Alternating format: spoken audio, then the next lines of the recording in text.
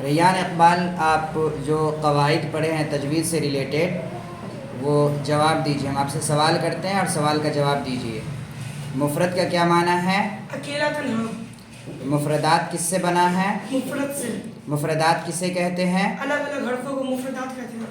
हुरूफ तहज्जी किसे कहते हैं?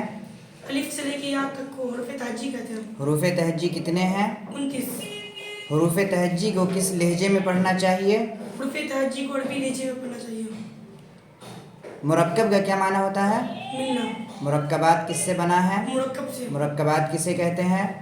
मिले हुए हर्फों को मुरक्कबात कहते हैं। हरकत का क्या माना होता है? हिलना। हरकत किससे बना है? हरकत से। हरकत किसे कहते हैं? अलग अलग हर्फ।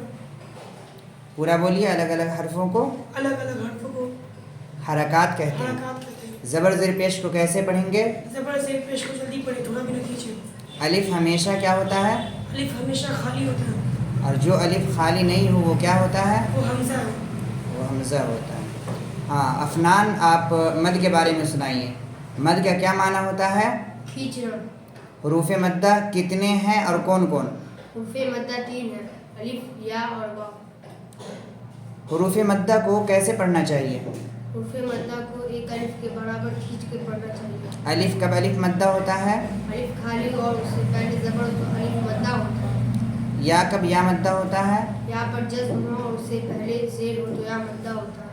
और वाव कब वाव मद्दा होता है? वाव पर जज्म हो और उससे पहले पेश हो तो वाव मद्दा होता है। लीन का क्या माना होता है? नर्म। नर्म। हुरूफ लीन कितने हैं और कौन कौन? हुरूफ लीन 2 है, या और वाव।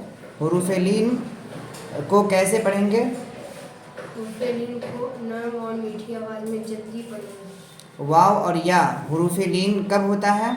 वाव और या पर जज्म हो और उससे पहले ज़बर हो तो हुरूफ लीन होता है। माशाअल्लाह। तनवीन किसे कहते हैं?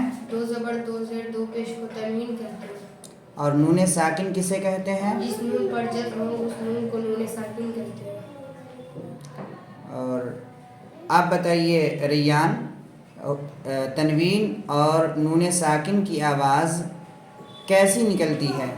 तनवीन और नून साकिन की आवाज़ यकसा होती है, यानी बराबर, इक्वल निकलती है। ठीक है, माशाल्लाह। फिर आइंदा आप आगे बयान कीजिएगा, बताइएगा।